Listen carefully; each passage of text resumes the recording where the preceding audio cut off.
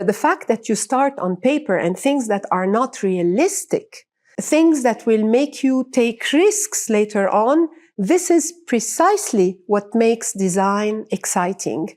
The fact that you do not face reality straight in the face, you only face it after your ideas are out. Hi, my name is Silia Abou Arbid, and you're listening to Gut Talks, ggutt. Hi everyone, I'm Maria and welcome to Ggutt Talks, a podcast brought to you by ggutt, ggutt.com. I enjoy adding value and helping wherever I can, widening my spectrum of thoughts even if it can sometimes challenge the mainstream. This is why we give data a voice and co-create a collective intelligence involving both people who are not always in the limelight and those who are, in order to learn from each other and spread knowledge, creative and critical thinking. All I ask is to rate the show, leave a review and share it. Now let's get started. Silia Abou Arbid is an architect, designer and educator. Her creative expression and inventive flair bloomed during her childhood amidst the challenges of war-torn Lebanon, later flourishing in Canada. She's known for her transformative impact in design education, as she shaped over 8,000 students' minds and inspired countless colleagues, including myself. I always wondered how she managed to get students to challenge their minds, to explore the unknown and produce the inconceivable. Her mentorship was pivotal in my own growth as a designer and educator. We had countless conversations, feedback loops and ideation sessions over long evenings, to which I'm so grateful.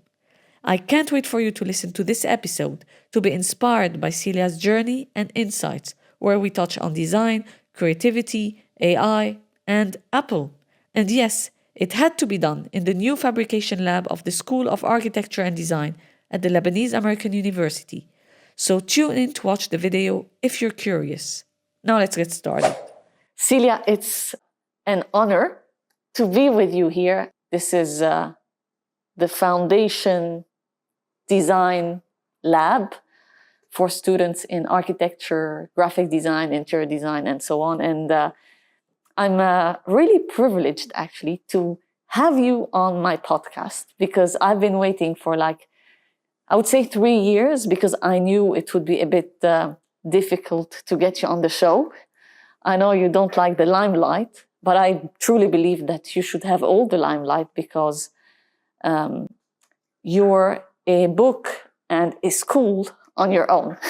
So this is not scripted. This is really off the cuff, from the heart, because I worked here for a couple of years and I learned so much from you. Even though I was not a student, I was a teacher, but I learned from you so much, and that helped me throughout my career. So thank you so much for being here.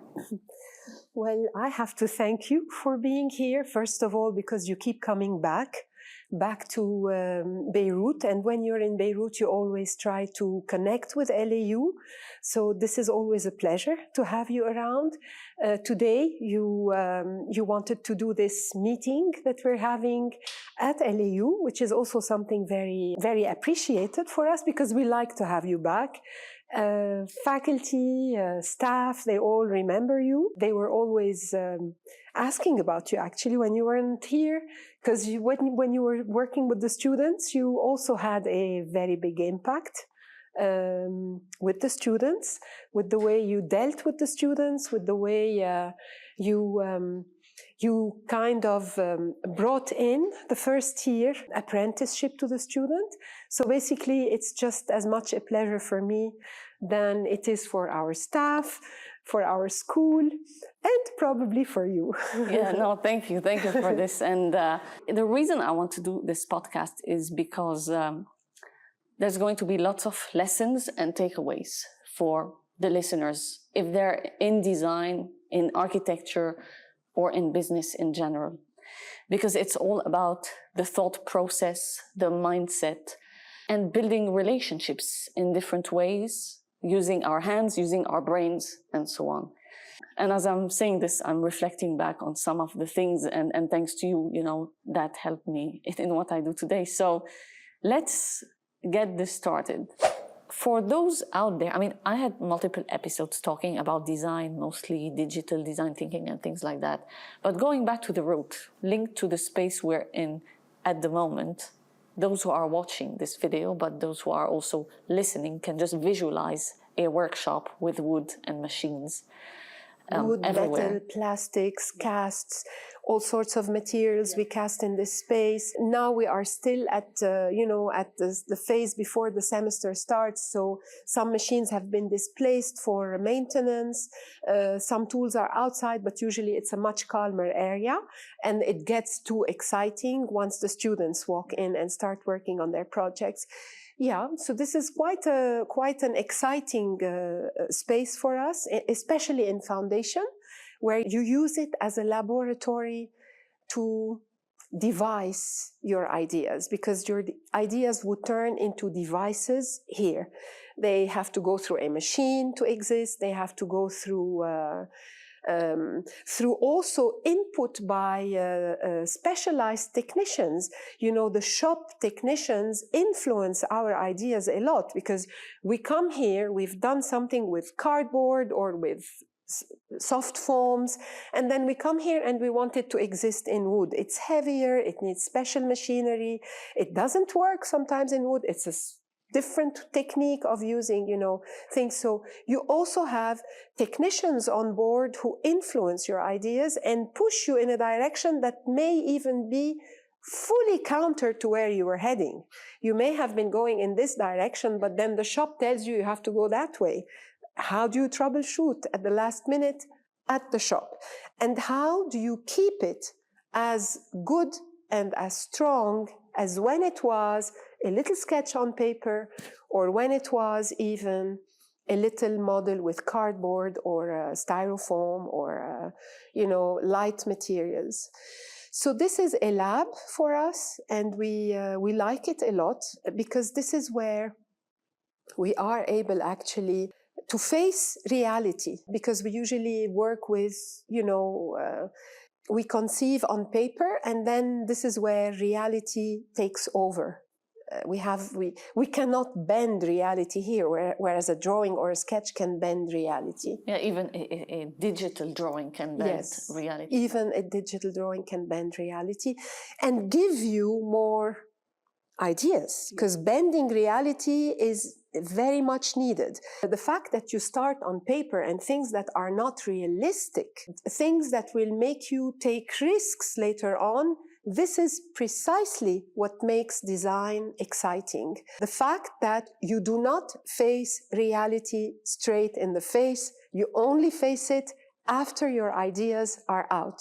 And an idea needs to remain unreachable.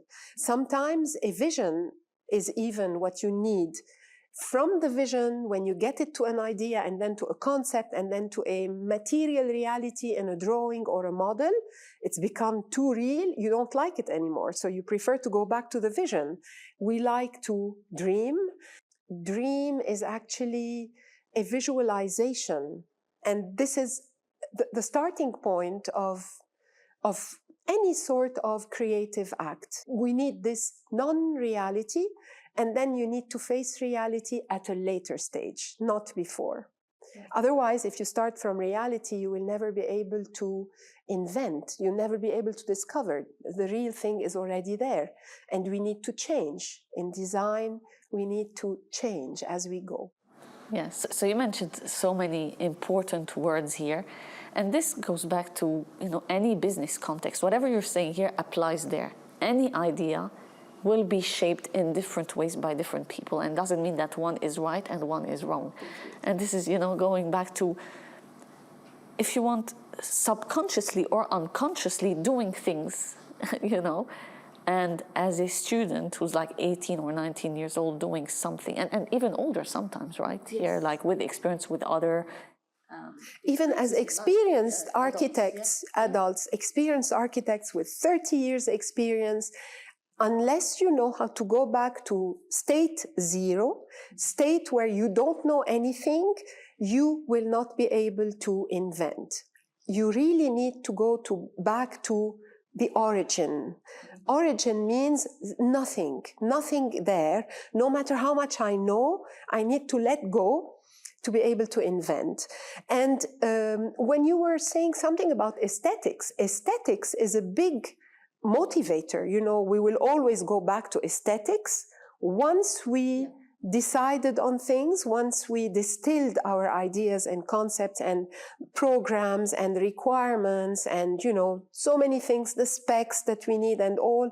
But then again, aesthetics is what makes you also put your product out there as a novel product, because, you know, things that are comfortable, good, quality is well under control, they are all already there. They exist. It's not what you're looking for when you're designing.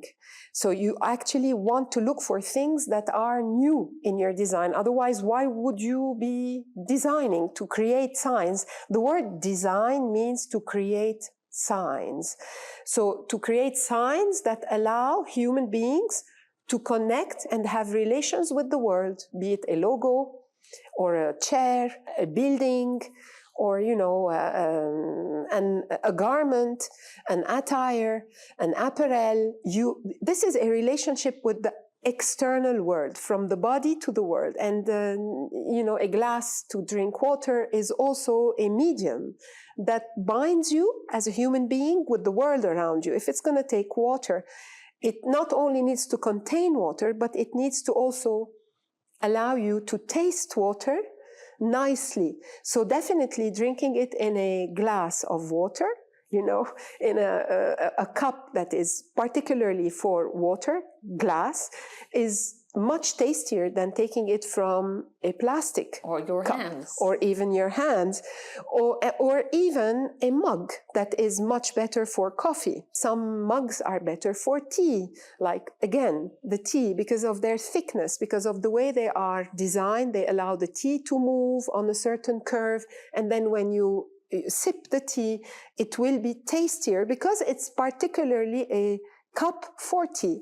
like a glass for water and a mug for coffee, let alone wine and champagne. And each one has a certain height and width and thickness, and the way you drink it will affect the way it tastes. So it's not only the way it looks, the aesthetics, but also the relationship form to tectonics. Whatever is, you know, the form and structure, or form and purpose. So the tectonics of the container is important there. And this is where form means also aesthetics. So it's not only aesthetics, but it's also structure, purpose, meaning, and aesthetics. They have to be aligned. There are lots of people out there who don't understand why design is essential in business. Because a business alone without design is not going to work, but design without business is not going to work properly either. It might work, but no one might use it, like use a service, use a product, because whatever you're saying here applies to business and to a service, to products that are services as well. Especially, you know, the way design is evolving somehow, but we always go back to the root and the core of why we're doing what we're doing, and design our own processes to get there. That's why they can and they are unique in many instances. A few words here that you mentioned or that we mentioned along the way actually in the conversation: aesthetics, listening, risk, vision, dream, constraints, and appeal. Appeal, of course. This is aesthetics. Aesthetics is not necessarily looking good. Aesthetics is more the good and the bad about things.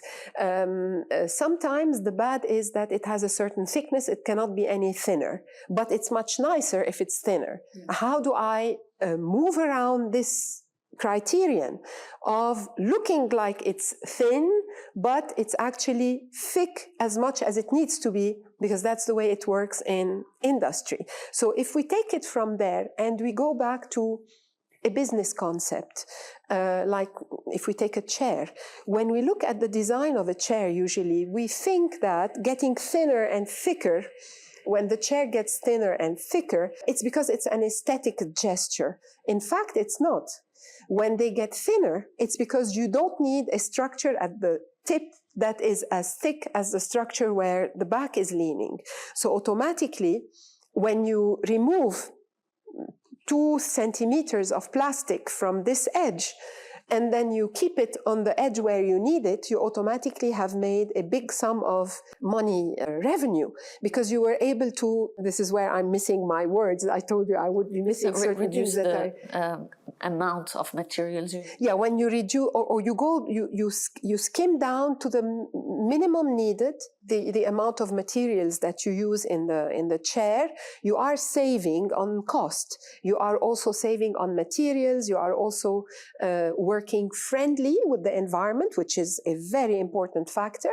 And this is where you actually get all your ideas from the nature itself. So automatically saving on nature this way gives you back also a return on your money. So if the chair could be $1 less, imagine how much you're going to be selling chairs over the years, how much money revenues you are making, because you were able to save that $1. So basically, this is something that usually for aesthetics may not be interesting, but then you have to go for it because of the business plan or because of constraints in industry or whatever.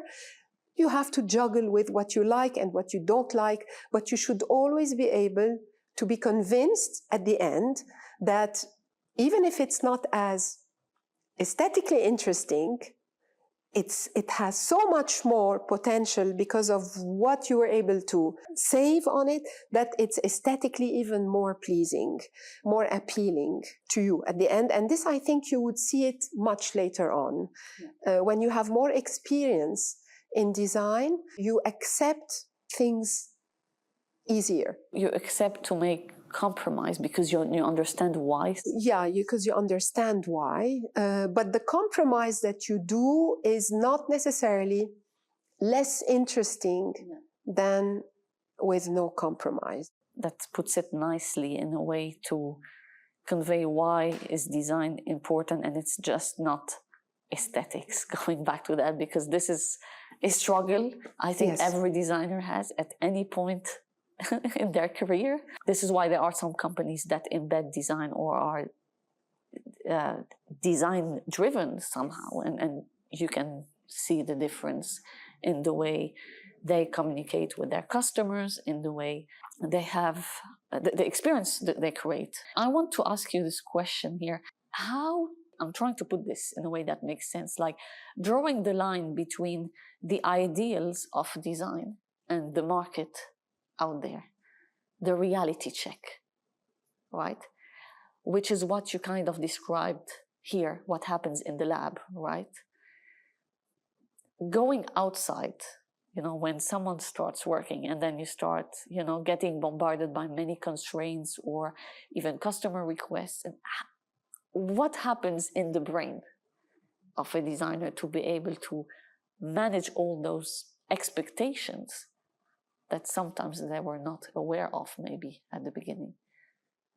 I think each one of us deals with it their own way, and you kind of develop a certain survival mechanism as a designer to be able to face the client or the market or the reality check. In my case, I devised my own mechanism. I usually always start designing without any knowledge of whatever is requested, whatever they want, whatever they like. It's me putting my reaction to their query, because this is how it works. Let's say you go somewhere and they tell you, we'd like you to design for us a brochure, for instance. I go home. I know it's for a tower or for a villa, so I have a kind of minimal idea. I still don't have even pictures about the place or anything. I don't care, because I have to start with a dream somewhere. I have to start with something that's totally me, totally from scratch, totally from zero. I have to put it out there. This way I am calm, it's out. Then I will be more capable of listening and absorbing things in. Once you let things out and you devise your own ideas, because, the process of thinking, we constantly think. Thinking is an act of gathering your ideas together in one direction. This is thinking, basic thinking. So I say cat, we directed our ideas to something looking like what we know of a cat. So basically, you direct your ideas in one direction, you concentrate, you know the meaning of cat. Critical thinking is something that will require you to analyze, to evaluate, not only to direct your ideas in one direction, but to first pose a question, then to analyze, then to observe, actually. You have to look at things, then you have to analyze whatever you looked at, and then you have to evaluate your findings or what you discovered along the way when you started looking, and then finally you have to come up with a judgment. So when you think, you don't necessarily judge. You don't have a preconception. You have knowledge, perhaps, but you don't have a preconception when you think. Otherwise, you wouldn't be thinking. When we think, we are already going to a state of zero. We don't know. There's a loss to start thinking somehow. It's not only about knowledge. It's about also gathering ourselves and thinking. And then you have the notion or the idea of critical thinking, and then discovery. And then how do you move from here forward? This is why when you start any design process, you need to think on your own, gather your ideas, concentrate, and put them out. When you put them out, you start by asking that question to yourself, even before the client, or listening even to the client. And then from there, you start to pose things in front of you. This idea that I have, this intuition that I have towards that client, towards what I've seen, towards what we already discussed, could be this, or could be that, or could be whatever. We start to observe around us either precedents, other people who did some work, like human work, or nature, because we also learn a lot from nature, or even something that has nothing to do with nature or humans. I don't know what. It's in our dreams. Now we have even AI that can give you things that are quite twisted. And then automatically we move forward from there by, we have already jotted down the reaction. Now we are ready, at least I am ready, to face a client and start to listen. Because unless I've done my own concentration part, I cannot listen. I'm not usually open to listening before I am reacting. But this is still a phase of intuition. So it's not the phase that the client would necessarily see. And this is where, when I'm there and the client says, yeah, but I don't like this, or I don't want that, or whatever, then I can listen, absorb, come back, manipulate, or even let go of what I had, and I have a new idea, which is even perhaps better than the things I had to react with. So it's reactive more. I become active rather than reactive. I tend to be reactive before listening or meeting the client, and then afterwards I become action-oriented, because now I'm more knowledgeable of things. But I think designers have their own way of starting to think. In my case, I need to start from zero. I need this originary thought, the gaze into things like nature, phenomena, is important for me. Even this sort of internalization of a request before I can even externalize it in a design or in a proposal needs to happen before I listen to a client. And then, of course, you have to listen so that the client starts to appropriate your actions. Because at the end of the day, you are offering a service. And if the service is not to the expectation of the client, then there's no service that's going to be accepted. So I think that's the way reality checks start to creep on me, at least. But I think this is the way it creeps on all designers, because, you need to have a certain word to say as a designer. Otherwise, you're not bringing anything new to this world. Everything has already been done, and it's perfect already. So what is it that you are bringing to the world if everything has been done? Say chair, how many zillions do we have? Say table, say AI, how many versions so far? And then you have all this digital realm now that can take you anywhere. I mean, imagine, there's no more, the word imagine is now too little for imagination. Back in the 90s, it was the word imagineering that was coming, you know, a little bit of engineering, a little bit of imagination, and you have imagineering. And that was the word we would always praise in design school. So you need that little bit of imagination and engineering. Now, I don't know what we can say. Now there's no more words to say, and it's barely 20 years down the road from the word imagineering, you know? So I think...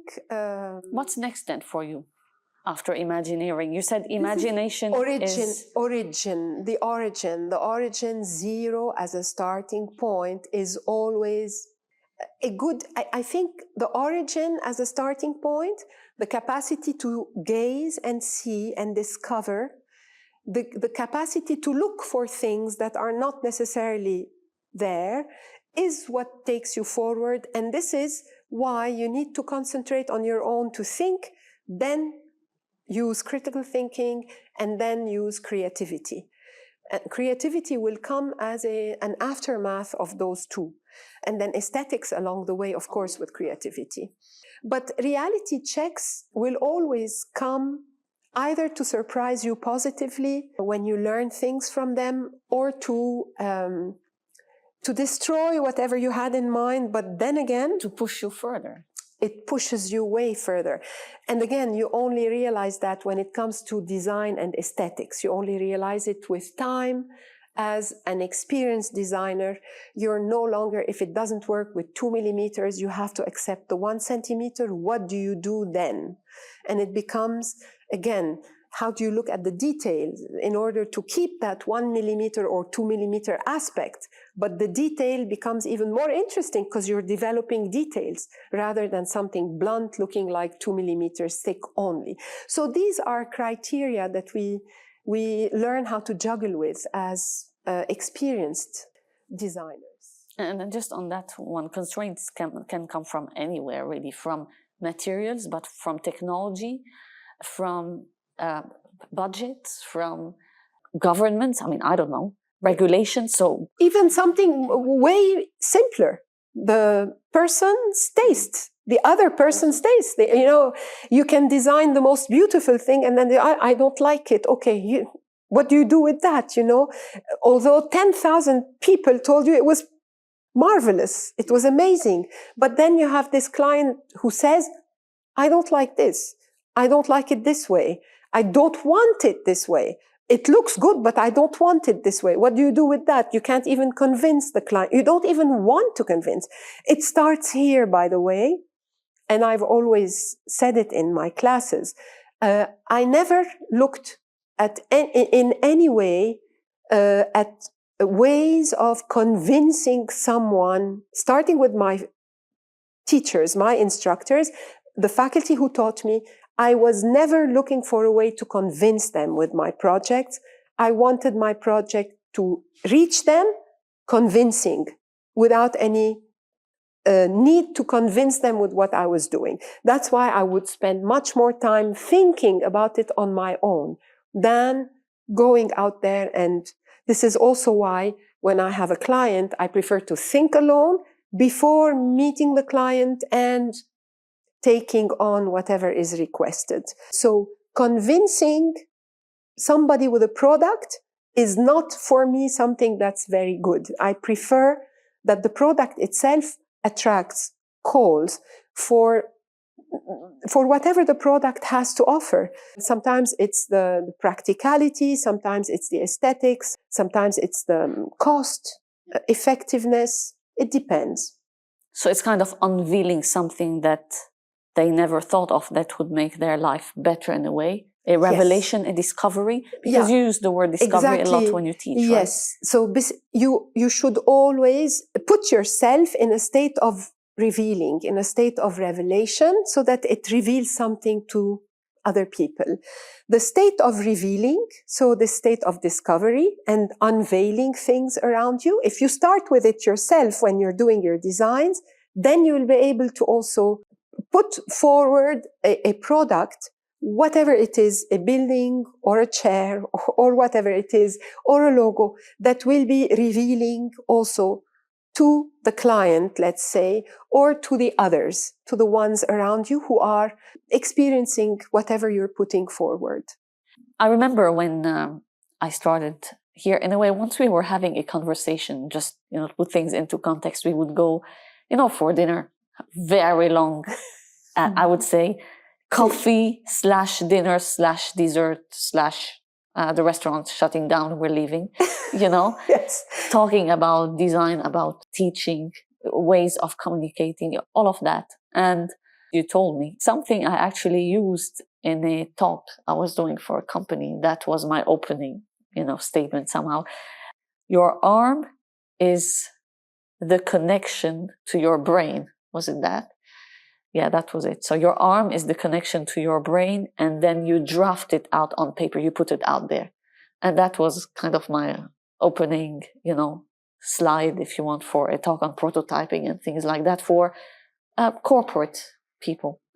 Where does this way of thinking and doing, because doing is the most essential part, right? We're in a lab here, workshop space and so on. You started your journey thinking as a designer and doing things as a designer at home, doing many things, as you said. But then you went to study architecture. You started in Lebanon. Then you moved to Canada, and then you taught in London, in Lebanon, and you lectured in many places. Where does this way of thinking come from? What triggered you to think and do in this way? Because it's not everybody who's like that. You're not a template by far. You're very unique in your approach and the way you process information and communicate information. Well, I can't really place it somewhere, but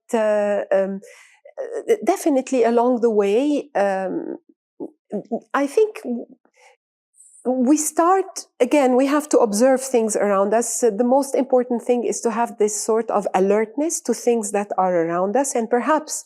was it the war? The war allowed us to be more alert, to be more open-eyed, to be more open-hearted, open-minded as well. But also, I think being Lebanon, being a country in the Levant or the Levantine region, where the sun rises, that's why it's called le Levant, the Levantine. So this sort of rising sun, with the way we look at things, we always look at things as if they are emerging to exist.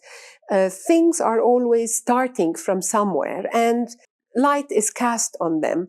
The fact that you connect the hand to the brain is the way kids also learn about things. No matter what you have, whatever you put in front of a kid, they will touch it.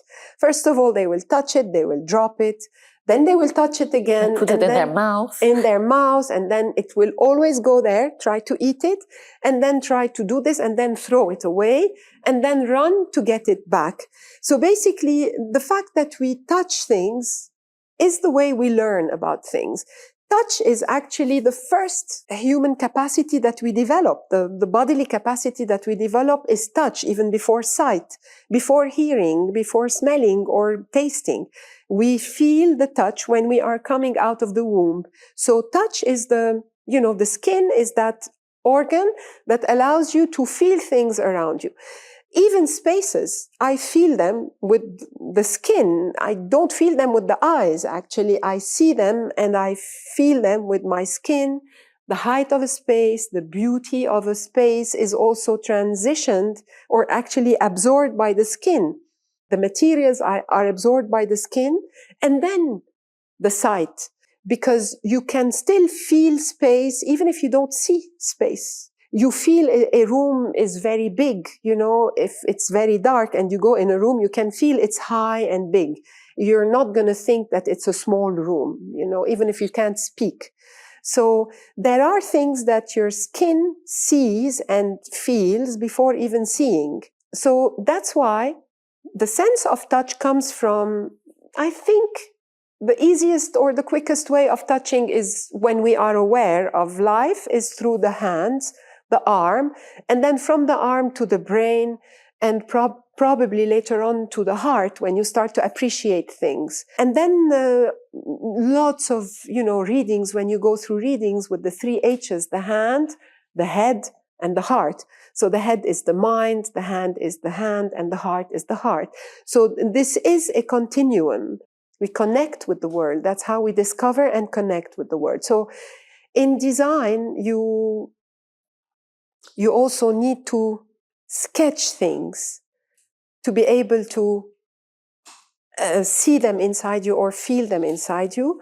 And this is why I don't think that it's good to start designing on the computer immediately. I still take a scissors and a piece of paper, and then I can go to the computer. I still take a pencil and I do a doodle or whatever on the paper and then go to the computer. And I keep that doodle till the end so that the computer looks like it more than it looks like the computer. So generated thing. So again, the connection from hand to head is something that I think came naturally. I don't know what was the context of our discussion. No, it was in general. It's not just that, but your overall approach. Yes. This is what I was talking about. Yes. HHH. Yes. Yeah, making things, hand, head also has the eyes, the smell, everything is in the head. So you have the hand, the percepts of the body in the head, and then the heart. Because unless you also process things through the heart, you will not be able to appreciate them. Otherwise, we could have been easily all happy to have the same car, all happy to have the same house, all happy to have the same food, even the same food every day. If you have all the vitamins in it, you can live on a pill. Who would be happy with that? Why are people afraid to go to prison? Not because there's prison. Prison is a very good, actually, endpoint. You eat, you sleep, and you don't have to worry about anything. You even do gym, and you have TV, and now you have the internet. But why are we afraid to go actually to prison? Because there's no freedom of choice and change.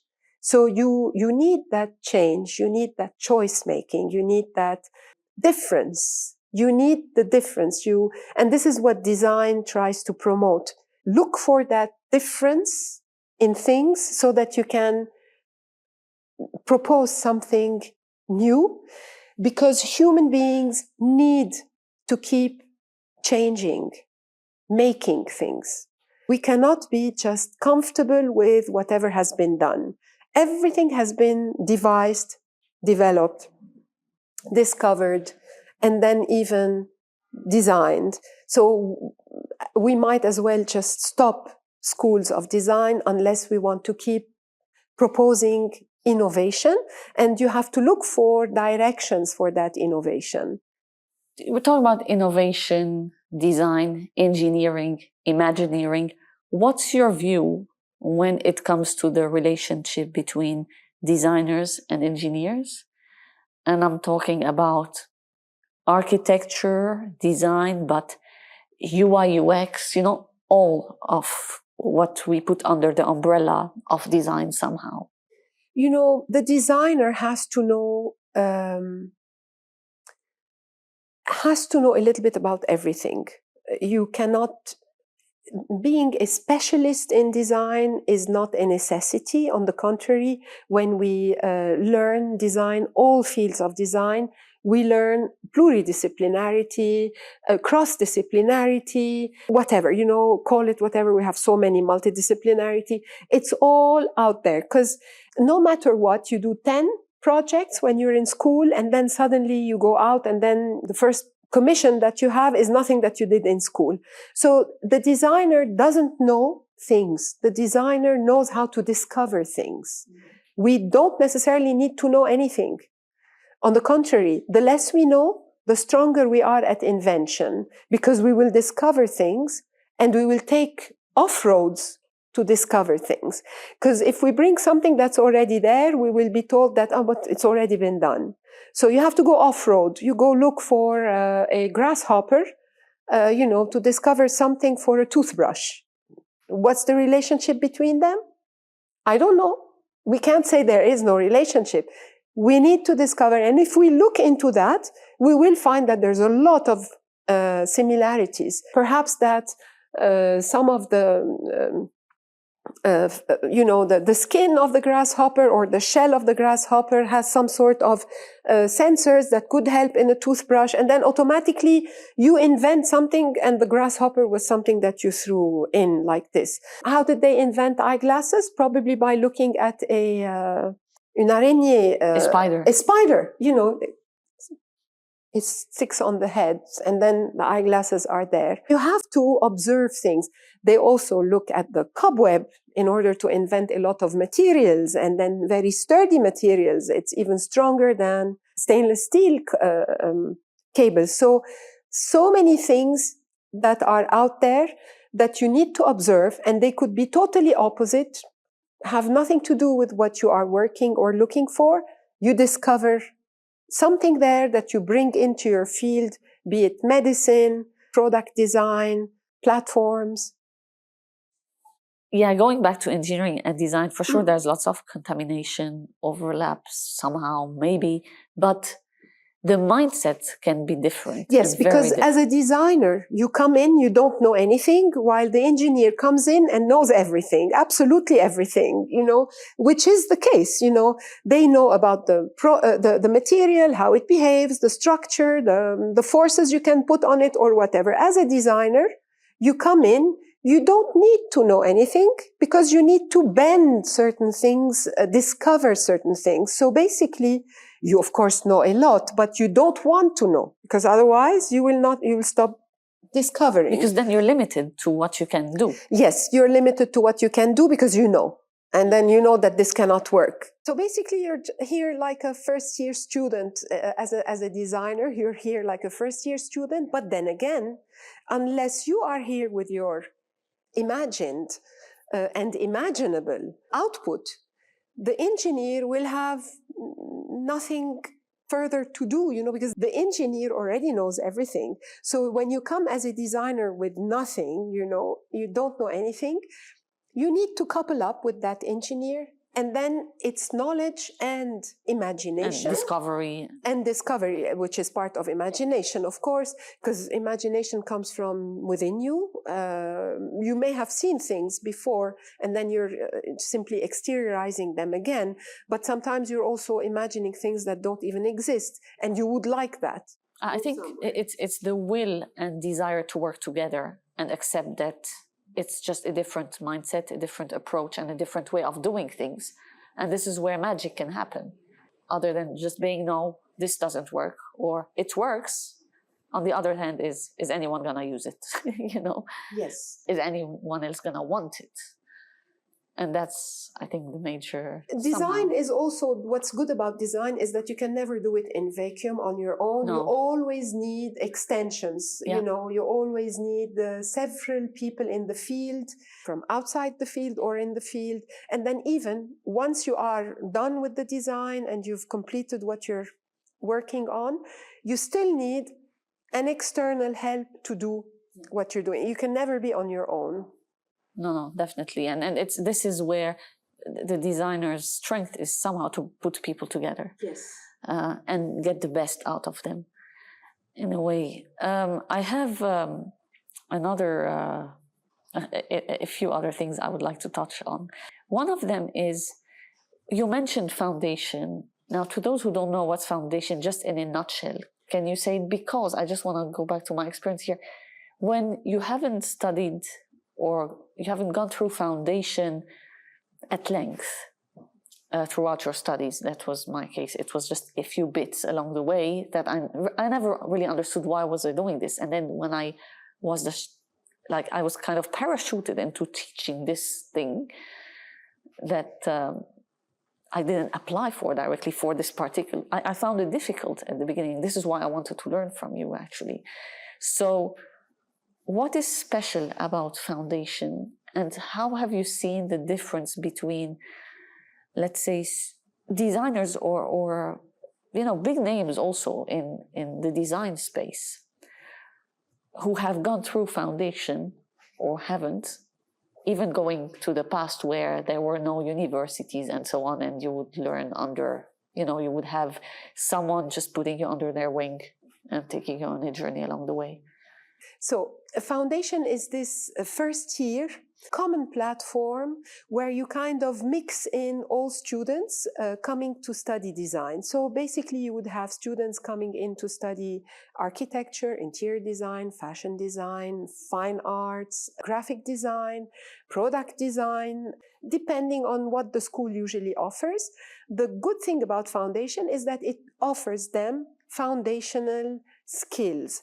Foundational skills that are very advanced because, again, it allows them to discover their own voice, their own outlook into the world, so their own view of the world.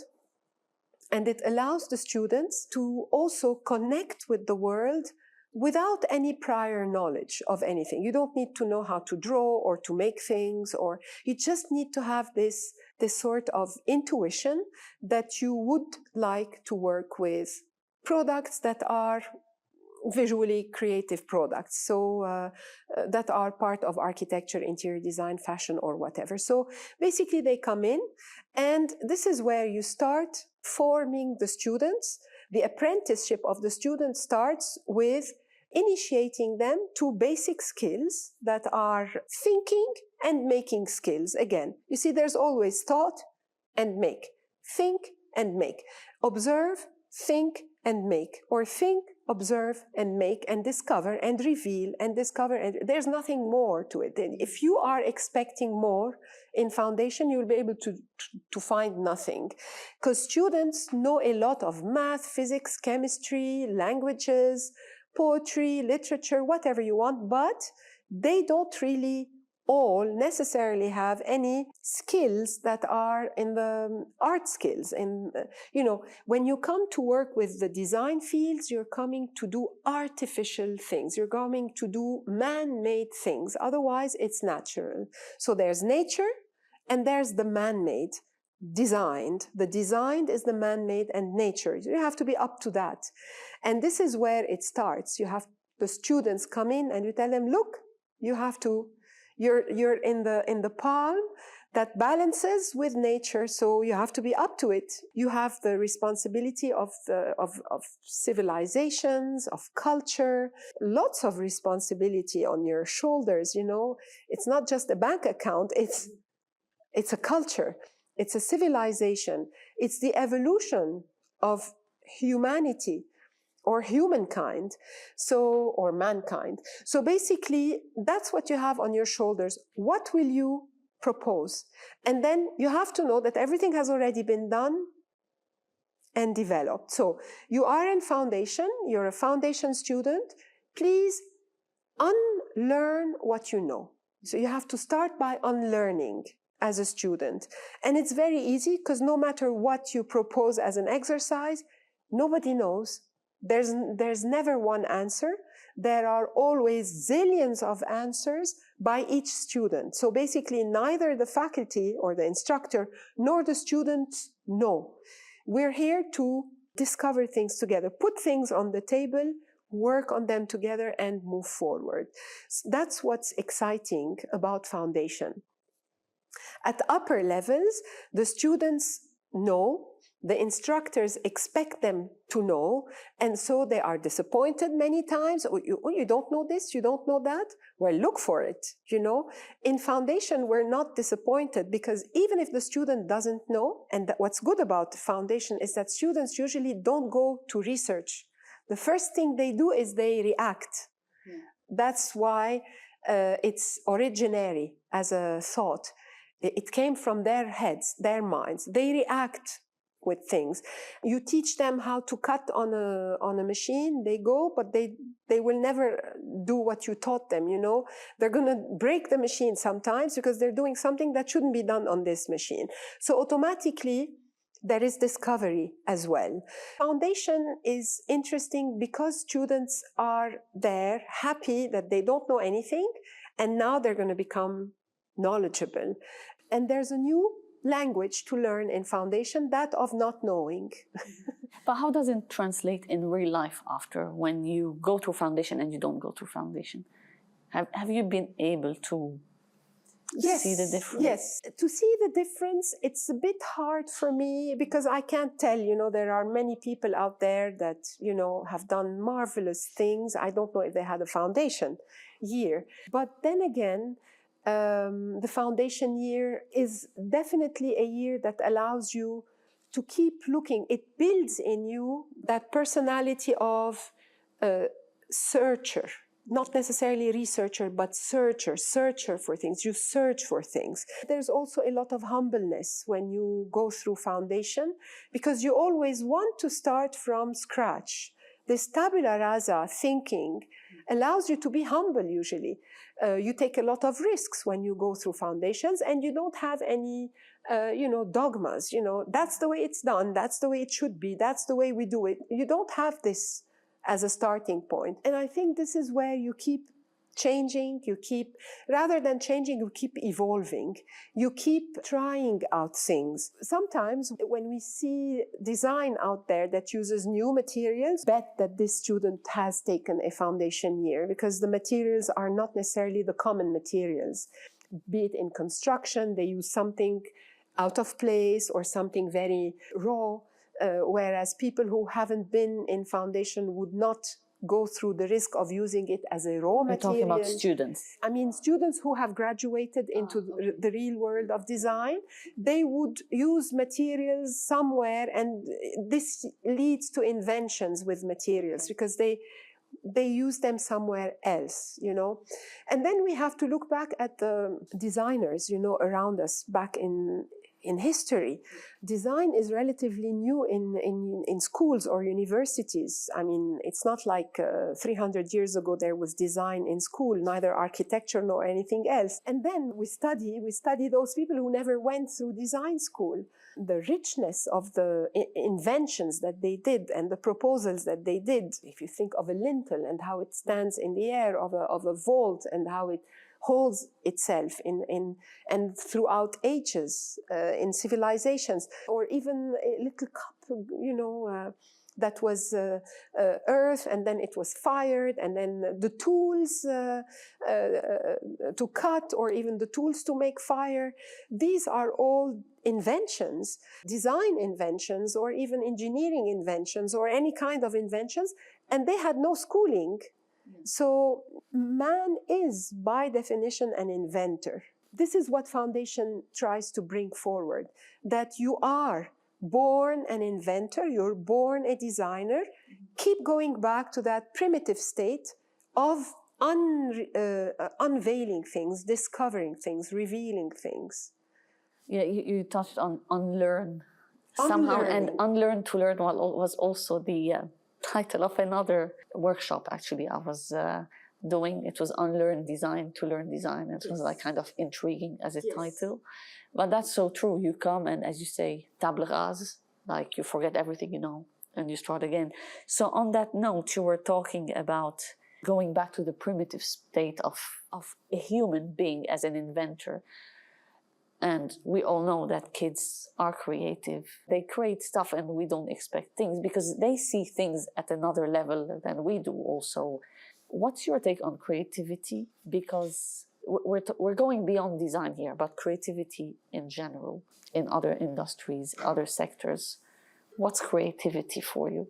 Well, I think creativity is when you are able to propose any kind of service that allows me to connect with the world in a particular way, with certain particularities. It's hard for me not to go back to a product, because you might connect it anyway to critical thinking and so on, because it's kind of all interlinked. And we do need more critical thinking, and we need more to be creative, yes.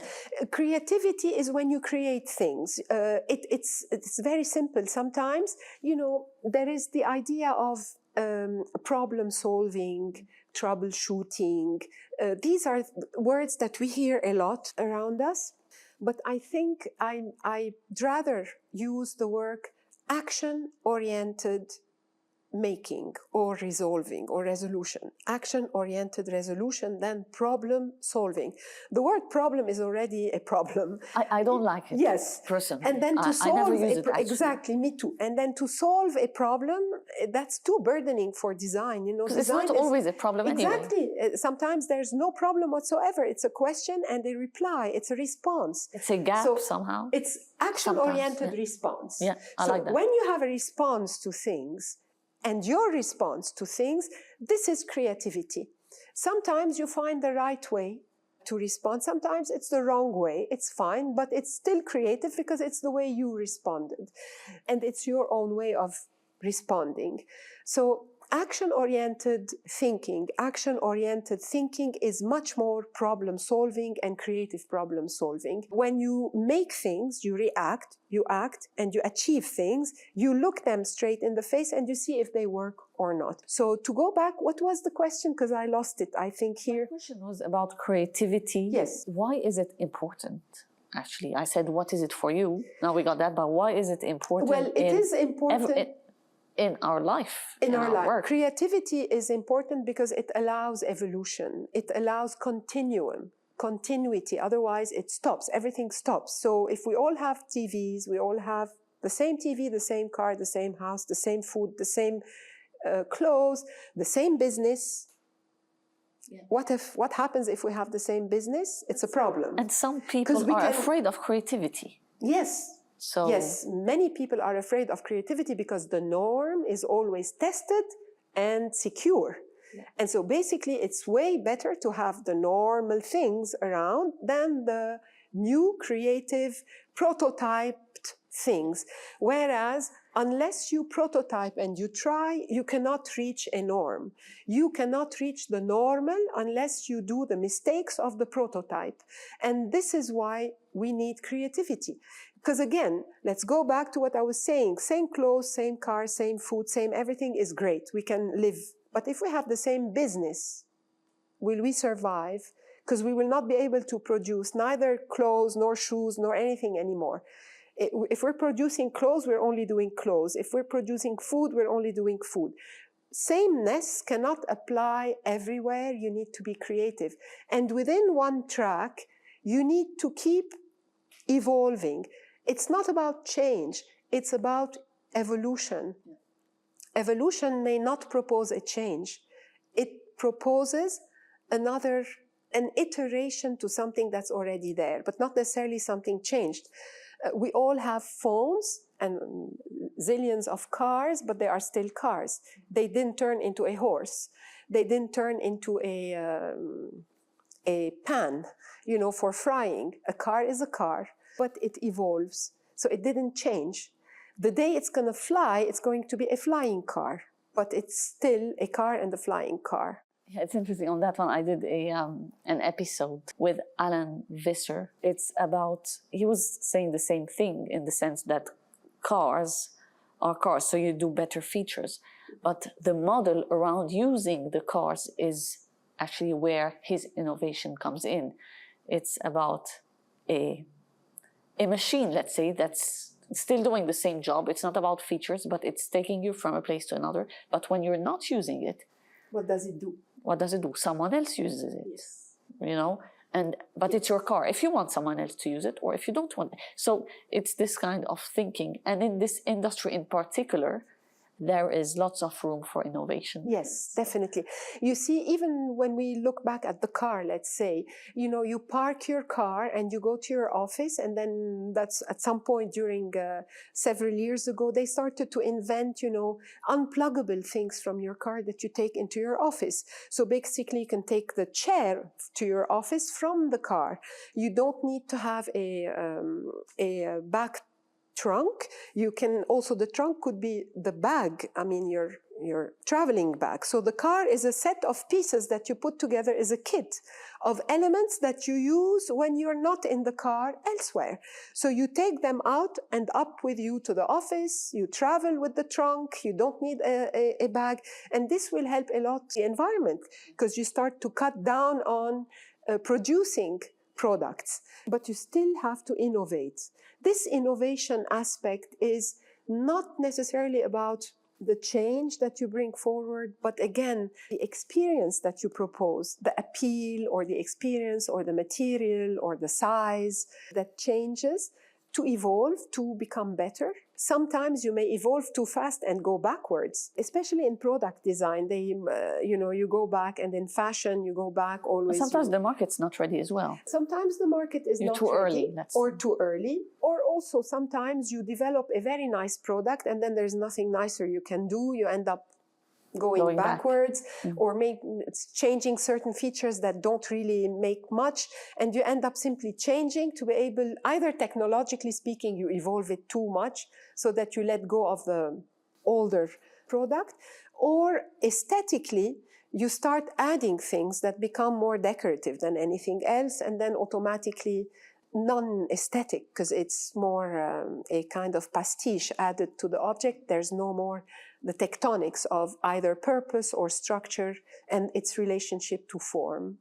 Based on everything you're saying, you mentioned something, you spoke about bending reality, mentioning AI, where you can bend reality in a few seconds now, and it's constantly evolving, like every day there's continuous something new. Discussion, yes. You also mentioned that, doing things by hand are key, and I'm grateful that when I studied, I was doing things by hand, because you don't forget things when you do things by hand. But sometimes you would forget things that you just type in somehow. So what's your view with the landscape of AI today and how it's gonna affect design and designers? I'm very receptive to AI. Strangely enough, I'm very tactile. Why strangely? Sorry? Why strangely? Strangely, because most designers, first of all, students are asking now with AI, do we really still need to study design? Because AI is doing design now, so you don't need to be a designer anymore. The design is already there by AI.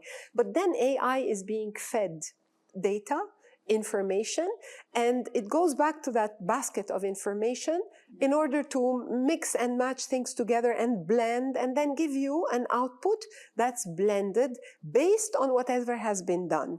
The minute you have used all this data, there's no more input, and it happens very easily in design and fashion, things. If you don't evolve anymore in the product, there will be no more input for AI, then automatically AI will not be able to give you any output. So I think AI is something that we can embrace happily, calmly, easily.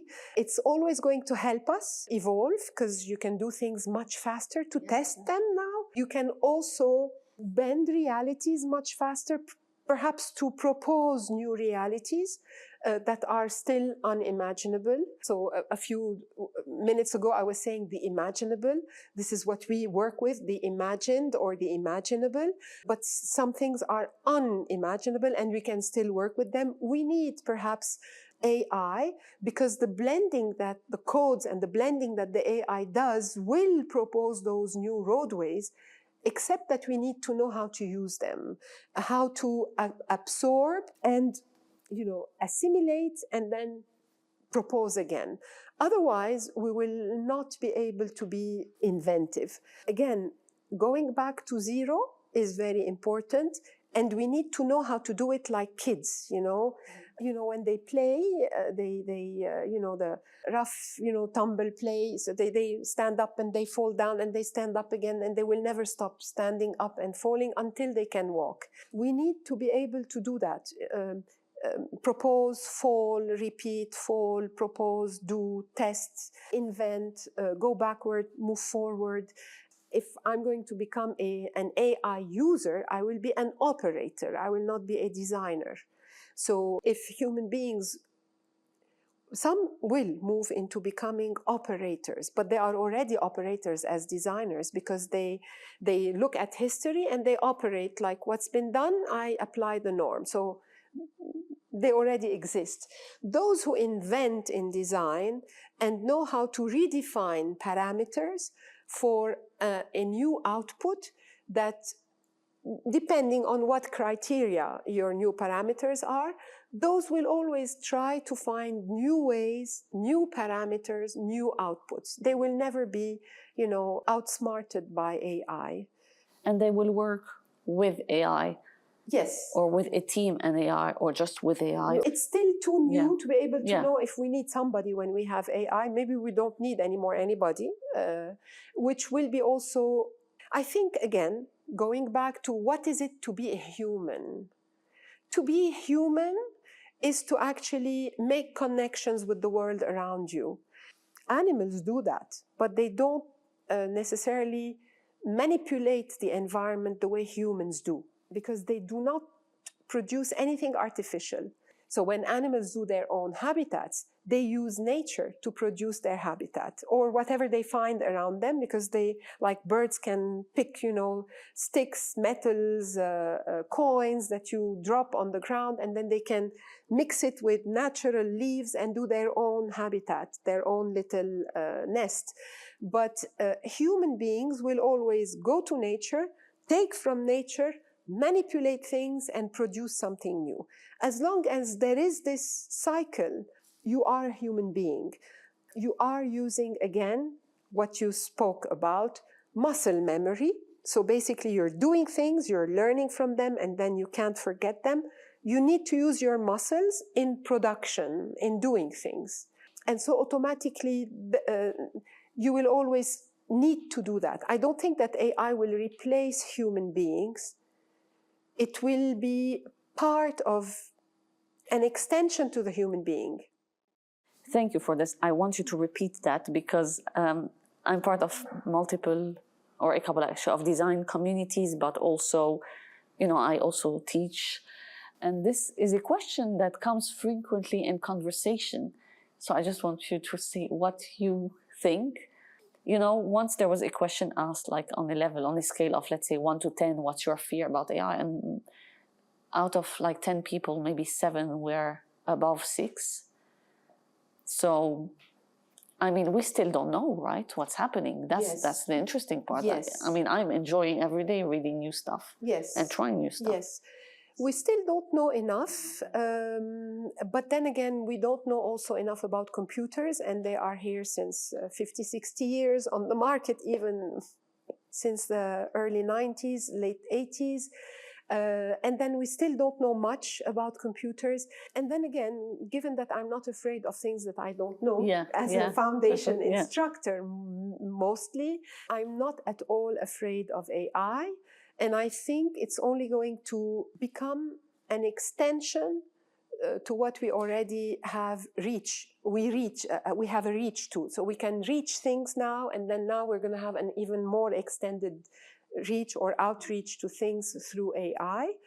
I don't think it will replace human beings because, back in the days, in the 50s, 60s, you used to have like 500 architects in an office to produce 7 buildings per year.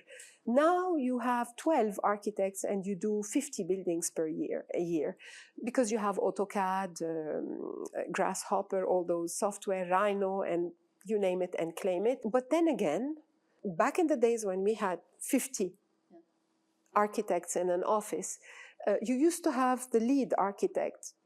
That lead architect used to have ideas, and the 500 were doing the idea of the lead architect, producing drawings, producing details for the lead architect.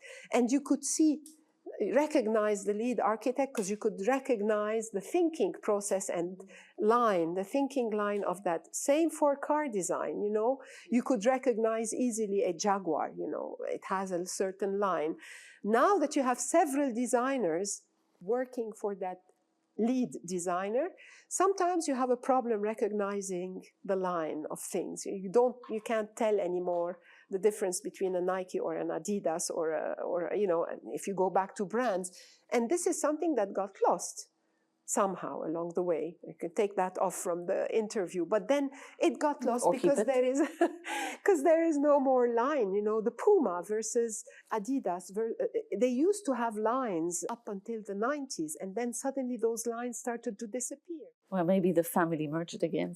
Sometimes the families merge together because it's business oriented, and so business took a toll on things.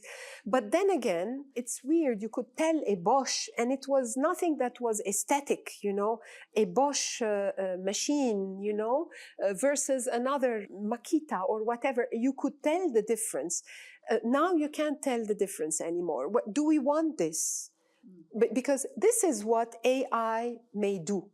AI will not be able to necessarily be faithful to a line of thought. This is why you always need a designer if you want to keep producing change. So AI will help.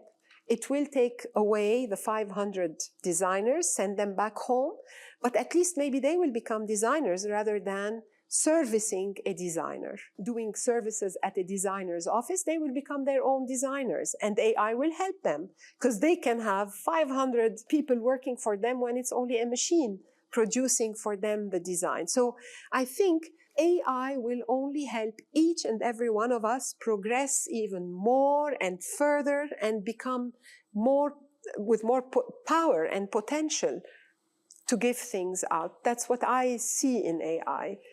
But then again, like I told you, the crucial thing is to be able to always go back to square zero, start from fresh and new as if you don't know anything, and have this, you feel like you are comfortable with this when you move forward. Not knowing is comforting, not a burden. So going back to you here, I have a few questions to wrap up. I mean, we can go on forever, but bear with me with questions. So you're passionate about everything and whatever you do. I mean, even when I would have some ideas, you would just go home and start reflecting on them. And I would be like, okay. It was just an idea when we were having dinner. Why is she doing the logo already? Exactly. So I've seen you with the students, but I know how you talk about what you do and so on. What keeps you going? Passion. Yeah, that passion which has no sense, no meaning, very useless, extremely useless, but it's a driving force. And it keeps you going. The minute you are passionate about anything you do, you are always going to keep going. And what are you the most proud of looking back at your career? I'm not proud, actually. I'm not proud at all, because I think I want to keep moving forward. Definitely, I appreciate each and every second of my career as an instructor, as a faculty, teaching students in the foundation year and upper years, but majorly, especially the last decade in the foundation year. I'm proud of absolutely each and every student I've had, and perhaps I've had something like 8,000 students until now. I taught in different schools, but I'm not necessarily proud of myself, because I think as a passionate instructor, let's call me a passionate instructor, I always want what's coming up next. I'm always looking for beginnings, for another set of zero starting points. I'm never proud of what's behind me, except when I'm talking about what's behind me to the new generation. So this is where I feel proud. I feel proud of the work the students achieved. And this is where I could say I am proud of what I was able to assist in discovering. I was able to assist in their progression. But to be proud, and you know better, you always see me walk into the juries, the final juries, and I'm always very angry because they didn't do this, they couldn't finish that, they couldn't do it on time. So that's what you see because you've been with them for the whole semester, yes. Let's say.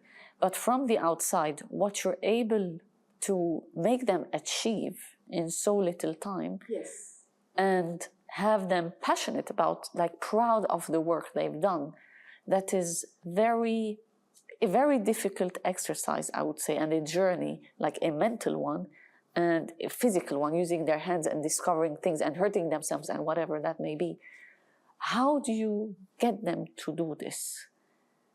Because this is, I would say, a mindset and a discipline for the rest of their lives. Yeah. How do you get, let's say, humans to do something they never thought they could ever do or dreamt of ever doing. And even when they enroll in design, they don't think they're going to be able to stay. They're just trying to see if it's, because it's nicer than math and physics. So to them, at least as students, other people are more attracted towards sciences. But then again, to them, no, I don't like sciences. I don't like languages, maybe design. So sometimes it's a test. Some of them are no, since a young age, they are happy about drawing and designing. Maybe not designing, but more drawing and photography, videography. But what's your magic potion?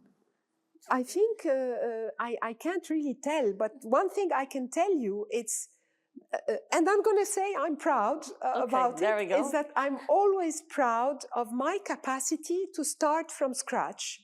It's very hard for me to start from scratch, but I have the capacity to start from scratch. So if I have to think about it, it's hard. So origin zero is the toughest point for you. If you tell me, let go of everything and let's just jump and start something from scratch, it's hard to think about it, but I'm always capable of doing it very easily. So I think this is what I am proud of. If I have to be proud of something, it's my capacity to be at square zero on daily basis, on hourly basis, on any topic basis. And convey this. And drag them. They're convinced that they have to go search for nothing and nonsense and nonness and nothingness. They are convinced about this and they discover a lot and they teach me a lot when they discover. Sometimes, we go scanning about phenomena in a region, about sometimes it's geological phenomena, botanical phenomena. We have no clue about them. We're neither botanists nor geologists nor even into biology or anything. When we sit and we start to draw with the tools, a kind of, again, a praying mantis or a cockroach or whatever, we have no clue about that insect or animal. But then when we start to discover the habitat, the habits, even the plasticity of that animal, the body, the bodily functions, and then the way they develop certain capacities depending on where they live, you discover these things. You discover that certain mantises can hear from their navel because they are living in an area where there are bats, while other mantises cannot hear at all because they react to waves. So these are things that we discovered together. I didn't know anything about the mantis until they started to discover. So we become a research team and we move in that research. And now there is a way of conducting them. Of course, you have to be able to put them on the track of discovery rather than the track of, and deduction, deductive reasoning, rather than the track of knowledge. Because we could all read. It's out there. It's out there. They don't even care to read sometimes. So we could go into websites and read and come back with literature about something. But we need more than this in design, because knowing that the mantis can hear from the navel is not something that's going to help me. But knowing the fact that this is what some mantises do is something that excites my thinking. And it adds something to my knowledge. I don't need to know much about the mantis, but the fact that they were able to develop such a capacity because of the way they reacted to the region where they are living. And this is why you understand now that human beings started to eat animals, because they saw a cow and they reacted to the cow. And for sure, before there was tools and fire and, they weren't eating any animals. They were all vegetarians. So alone, they died eating some sort of plants that they shouldn't have eaten. So they evolved. Human beings also evolved. And now you can eat meats. You can eat, maybe in a few years, I can eat plastics. If I train myself to eat plastics, maybe we're already doing that, with all the evolution in nutrition. But medication is a kind of gel, and gel is plastics, but this is friendly plastic. The same gel exists in bags. So again, it could exist in shirts. So all this is interrelated. And this is what's exciting in teaching, is that the students end up understanding that knowing something little about that mantis will help one day in the inventions or the evolution of technology, civilizations, product design, buildings.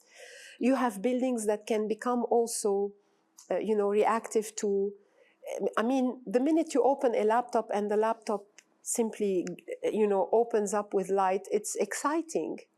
It's very welcoming. Sometimes when you have a kind, Mac had at the beginning this sort of light that keeps on going and coming. Now it's no longer there. I miss it a lot. It was very nice to look at my laptop always breathing, You're a big Apple Fan. Yes. Exactly. What was the most exciting thing about? I mean, I wanna. Can you share the story, because you shared the story with me, and I mean, let's share this on camera as well. You drew the Apple Watch before you knew about them. Like, what dragged you into Apple? What made you think about those innovations? Well, at the beginning,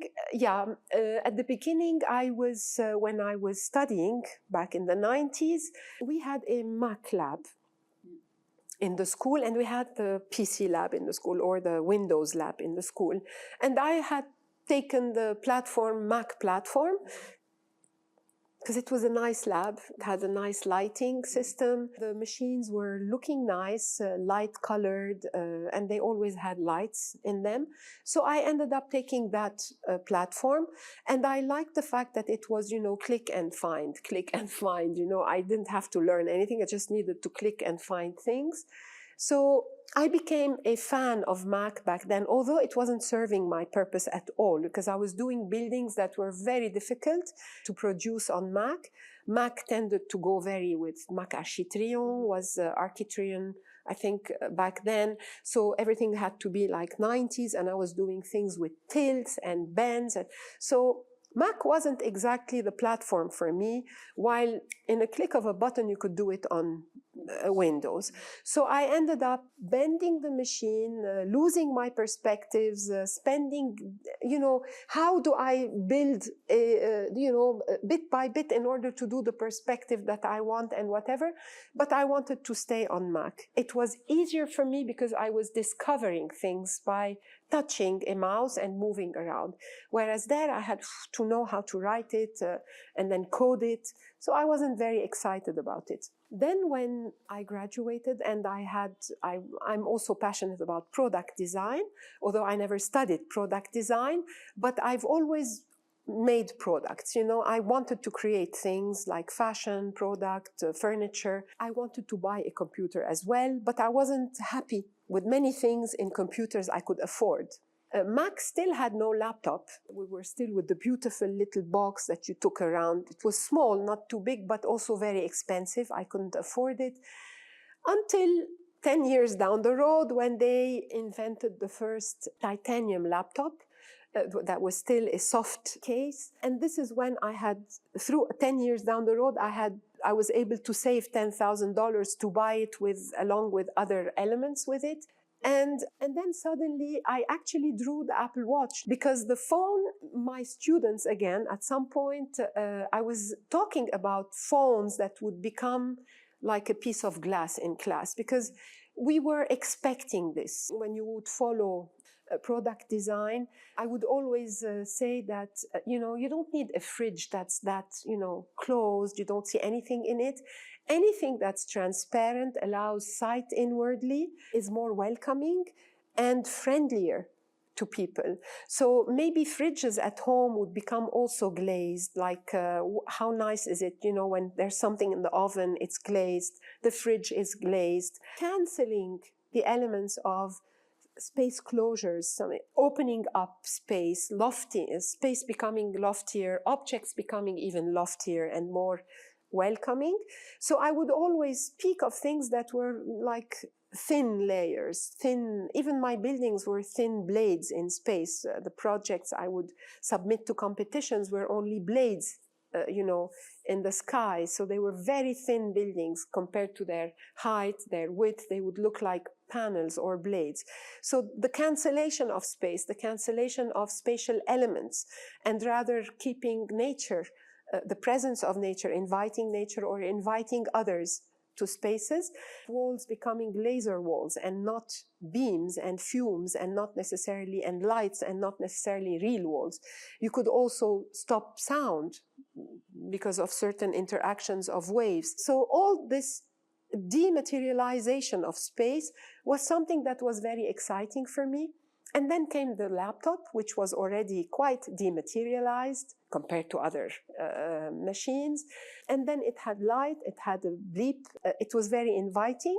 My students brought, it was my birthday, and the whole, I was teaching something like 4 or 5 sections, they all brought me a gift, the iPhone, because it looked like what I was talking about in class, everything glazed, everything like a piece of glass, everything like you swipe, you touch, you move. And it was more a session of Tai Chi, in space than pushing, pulling, rather swiping. So that was, they were like, it's impossible. And I hadn't seen neither the phone nor anything else. But I designed the watch, and I still don't wear a watch because I never liked the way watches were. They were too bulky. And I wanted something, again, very flat, very slim. Yeah, I have a sketch of that watch. That communicates with the phone. No, not at that point. I didn't imagine this because I was also against the phone. When it came in... And you haven't used it actually back I then. didn't use it for 3 years until that first early edition of the iPhone became totally obsolete. This is when I plugged it and I started to use it for barely... and it ended up being an iPod for me than a phone. Because I didn't use it because it wasn't haptic enough. So when you are... if you're doing something, you needed to, press, and I couldn't move with one finger, but I could do with other buttons, write with one finger or maybe 2 fingers. So I wasn't happy about, something about the phone wasn't happy. It was slippery. I didn't like it at the beginning. I was also totally against the camera. Canceling the camera, as a, focusing, looking into the aperture. I was totally, and what's the selfie? What for? What do I need a camera for with me all day? Because I'm someone who likes, again, to keep impressions. So if I'm going to take a photo of everything, where I go, I would kill the impression that makes me more and more inventive because I don't have the reality at hand. I want the impression. So now, of course, I can't live without it. And then the camera is very important but then again, I forget everything I take with this camera because it's so accessible, screenshot, shoot, and whatever. And then I took so many pictures. I took all this. So again, there is no more moment of gaze. The moment of gaze, which we had before having a camera all the time. So the minute we're doing something, we automatically photograph it. We don't pay attention to the thing itself, or we don't live the experience itself. So this is it. But then, I had a sketch of the watch and I was very happy about it. It matched with the aesthetics of the bag I had created because I'm someone who likes to create one thing of everything, a watch, a ring, a bag, a car, a shoe, a shirt, the oneness of things, because it's always this invention step. Afterwards, I can do lots of iterations, but it's not the one. So the minute I have the one thing, then it was very rapidly published in magazines, and actually Philip Stark was going somewhere around that slim, sleek, the watch that had no presence, but just a color on your hand. And then the screen would light up. Philip Stark moved into it, and I saw it in the magazine, and I even had tears in my eyes because, oh my God, it's already there before I was even I can already see your eyes watering. Before I was able to put it out there, I just kind of felt there was an oxymoron between the iPhone when it first came out and the way you talk about innovation and invention. You did not want that, kind of. How does that work? You see, I didn't want certain things in the iPhone. First of all, it was bulky. We were already, we had those small Ericsson phones, beautiful phones. So the iPhone came, it was already bulky, it was heavy. It wasn't matching the phones that we already had. I liked the lines of Ericsson, which were very particular, the colors, the grays, the cases they had. It was a pocket that would, shelter the phone and not a sticky thing on the phone that would make it thicker. So appreciating that Ericsson first phone I had made me not appreciate the new, iPhone that was bigger, heavier, glass. It falls on the ground and then it breaks. And if you want to use it, you need to put protection on it. So I didn't accept it. It was also too cursive. I liked more edginess to things, so I didn't appreciate it. The fact that it had the camera was canceling also the need for a camera. I didn't like that because the pictures for me were not as good as a regular camera. Maybe also because I had bought a camera and it was useless. Those were the things. There were also issues with it, you take pictures. Up until now, they have the same issues. I mean, you take pictures, you have no clue when it was, where to put it, how to name it. It would be good if I can name a picture, because I can find it much easier later. Unless you put it in a folder and then you have your albums, and who's going to sit down and put, screenshots, like you take 200 screenshots a day. I search by date. And if I don't remember the date, it's difficult, yeah. Sometimes, I just want, red bag, because I remember it was what it's going to come. It's going to come. I needed time. That. Yeah, it's going to come for sure. It's about time to come. So also, I didn't appreciate the phone, perhaps because in the back of my mind, I was also preparing a phone. As a product designer, I wanted to create a phone. I wanted to have my own phone. And suddenly the idea was there, very close to the aesthetics I appreciate, but with some constraints. I felt that it wasn't up to the phone I already had. So this is why I did not accept it, not as an object, not as an aesthetic object, not as a beautiful little thing in a little box. No, I was in love with it. But then again, to use it, that was the tough part, because it wasn't as comfortable as what I had. And I remember one thing with my little Ericsson, I was able to play with the ringtones. I would compose my own ringtones. You like that? This is what I liked. I was composing my own ringtone, which allowed for a beep and a lot of time. Then beep and tiny little beep, beep. Then beep. Then beep. And this allowed me to keep my phone on, with a medium volume, because I teach, so I don't even have to turn it off. Because the minute I hear the first little beep, I know it's just, I can turn it off immediately, rather than now running and rushing and the beep is there. No, I want to compose my own beep, and I want it to be very easily done on my own phone. I don't need an app, and I don't need to go through several, ways of doing it. I want to be able to name my own pictures. I want to be able to find them just by calling in a word. These were the things that even the interface was not. But what about the connectivity of the whole, iCloud and? Of course, this is now. It wasn't back then. It was still the AirPod.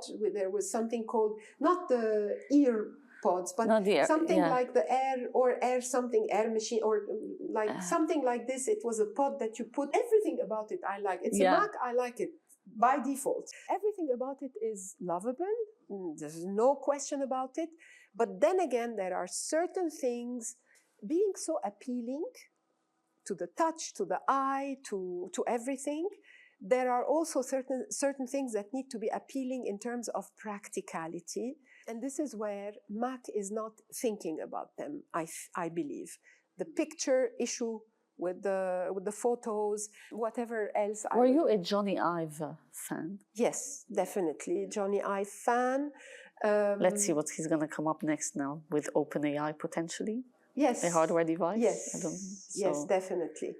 And I think also this one thing we were discussing, even aesthetically, the Macs are going backwards, you know, because they automatically started like ahead. Now they have to step backward in order to keep producing products for the market. Also, they retracted very fast certain products they had that were already very interesting. Nobody said that the little bubble they had wasn't interesting. It could have gone into other iMacs just as transparent, just as see-through. The little black ones that were plastic ones that were very friendly as well. They weren't cold. Finger traces are always remain. It's too much, you know, the prints are always there. Yeah, the keyboard changed. Well, you see, this is something that needs to be developed in a product. I don't like looking at the touch bar that they removed. Yes, they remove. They put things and they remove them too fast. I think it looks like they're going in many directions. But then again, if my Mac will always have those prints on it, like the desktop, you know, sometimes somebody comes in and removes the desktop from a place and you have the print and it doesn't go away. There needs to be a solution for that because it's not nice to look at a laptop or even a desktop with prints that don't go away from the metal. So you see, this is where you hit reality in the face. Yeah, especially we're talking about Apple, which is designed by definition. And here we are. Apple, if you're listening. If you're listening, do some changes because they are annoying the way they are this way. Because if you want perfection and you have it already, you have 99.99 perfection. There's still that missing 0.0, I don't know how much, that needs to be resolved. That's reality in the face. Maybe it's time they spend time on developing more materials that allow, you know, such things. First of all, practicality in the interface, and then the material itself that allows, that doesn't take any so more software, print. Hardware kind of software, development. hardware development. Research, maybe. Research, material research as well. Okay, I didn't expect that we would talk about Apple, which is maybe you have to cut that. No, we can't keep if I have a job at Apple, you will. I'm going to lose it now. You know? No, I said I didn't use it because I had a few questions, but I really didn't go through that at all, as I normally do. I started. Why don't you try them? No, I think I don't usually like to if I freak out a bit before an episode, I say, okay, let me prepare some questions, but then I don't really use them. I usually take notes, but I would have taken more notes about what I want to ask you, but I think I have this one more question. Because the podcast name is Gut Talks, what's your approach? Because you spoke about intuition actually a lot. Yes. What's your approach and relationship with your gut? Everything starts there. Everything is in, I have no clue. I have no knowledge. I only have intuition and gut. Gut helps you because it also allows you to take risks. So sometimes intuitions, you don't act on them. But when you have the guts, then you take risks, you move forward, you change things. It's not like changing is not, I'm somebody who likes a lot traditions, you know, when it comes back to history, I like to go back to earth and then understand the geology, the botany and all this. But then I'm going to be putting a blade on that site. That blade is going to be a building. That building is going to look like a blade. How will it actually absorb the site and communicate with the site? That's what's important. If it's a product, it's going to be touched. How does it absorb the fingerprints? How does it absorb looking at it, opening it, taking it? How is it haptic? When you turn on something and it vibrates, this is haptic. This is interesting because you know that you turned it on. You're using a toothbrush and it vibrates every 30 seconds because, you know, you have to move from this tooth to another, and that's good. You know, these are things that we need to keep in mind this sort of how products also react to you, talk to you. And so the guts allow you to take risks, to evolve, not necessarily to change. I don't change. I'm anti-change. I like evolution, but not change. For me, AI is an evolution. It's not a change, because I'm not afraid of evolving with it. Are you talking about talking to products, talking to the AI? So yes. It's still around the same language. Yes. And I agree. I also use the word evolution. Yes, evolutional progress rather than change.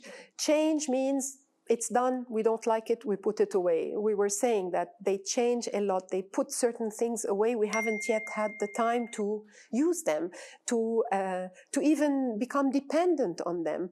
And we need them. Sometimes you need to swipe perhaps to do things. I mean, why should I do this and not swipe or whatever? I mean, there are things that we need to work on more with products or with anything.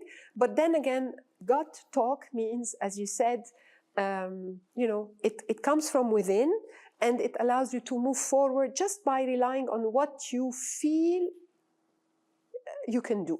I don't know if I have to say something more better. No, thank you so much for this. Really enjoyed that.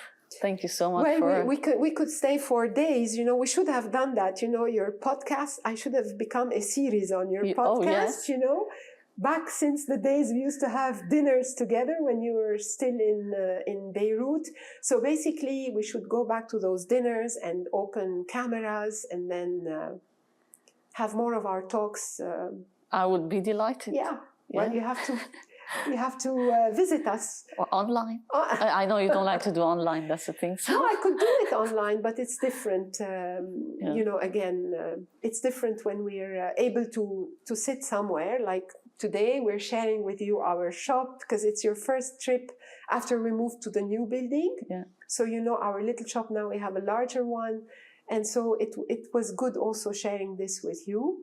And we always say you're always missed at LAU. Thank you. And voila, the students you taught are now already graduates. And then perhaps you should have one of those talks with them. Maybe. Yeah. Who knows? They went through foundation. Let's see how they apply foundation in the real world. Yeah. Thank you so much for listening.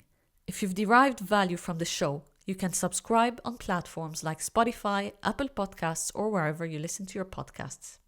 How did you get into architecture and design? Well, if I have to go back in time and remember how I got into this, it's really something that I've always wished and wanted since I was a kid. I like to draw, so I was always doodling, drawing, moving things around at home, trying to influence the space where I was. I was either happy with a couch or not happy with a table, or not happy with only having a corner with my bookshelf, so I needed to do something to that bookshelf. I didn't like to keep it the way it is, just the way it is. If you would bring me some figurines that I would have in my bookshelf, I would always try to manipulate the figurine, draw on them, cut some clothes to them, make for them a kind of setting, like a fence or a gate or a house to house them in. So basically it started out by being tactile and into drawing and crafting. I also liked a lot at a later stage when I grew older, I liked to also craft at home. So anything that was broken, I could fix it. We needed a paint job. I wanted to do the paint job and I wanted to do it my way, and I wanted to change things while I was doing it. So it was never easy and straightforward. I was also into doing lots of things like fashion, cases for my calculator, because I didn't want to leave it without a case, to protect it from dust. So it was actually doing things around but being tactile and also being connected with anything that was related to how things would look. If I needed a haircut, I would do the haircut myself. If my mom needed a haircut, I would do the haircut for her. Then I started to do the haircuts for my friends. I would also do my own clothes, manipulate my own shoes, draw on them, color them. So that's how it started. Everything had to I had to kind of appropriate things around me more than simply use things around me, if I go back in time. And of course, that also meant in school, I had to create my own writing, which was more calligraphic, that took more time. So I had also to take time in school to take quick notes in class and then go back home and then have my own special copybook where I would write calmly with my special font, if you want. It was handwritten, of course. So I was always manipulating things around. Nothing was good the way it was for me. Everything needed some sort of manipulation, if I can call it manipulation, because it was more manipulation back then, until I was able to start designing things myself, even before getting into design school, which meant designing my own clothes, my own shoes, my own bags. Even maybe if we had couches at home, I would do the cover for the couch myself. When I was allowed, because I was always, not always allowed to do whatever I wanted to do, because sometimes it also meant changing things for people around me, for my family, when they were not necessarily in tune with what I was proposing. Sometimes I wanted to make some changes that were not necessarily what they wanted from the changes I was proposing. And you would negotiate? Well, actually, I would keep coming back. Yes, if you want, I would keep coming back, maybe not this week, 1 week later, and maybe if I can do this or that, but this doesn't look good, but this color is not that nice, but I can do it. Don't worry, I can pay for it and I can change it, from the money I would be saving. I would always try to negotiate to get what I want, yes, but I would also respect their input because design is also about, back then I was not yet a designer, but I think as a designer, you also have a listening ear and you need to learn. If it doesn't work for somebody, it means it shouldn't be done. You should try to find a way to find a compromise that would suit that somebody. And this is what you learn later. When we study design, we learn that there are things that we need to tune to the people around us and not to, implement our own ideas, just one-sidedness to ideas.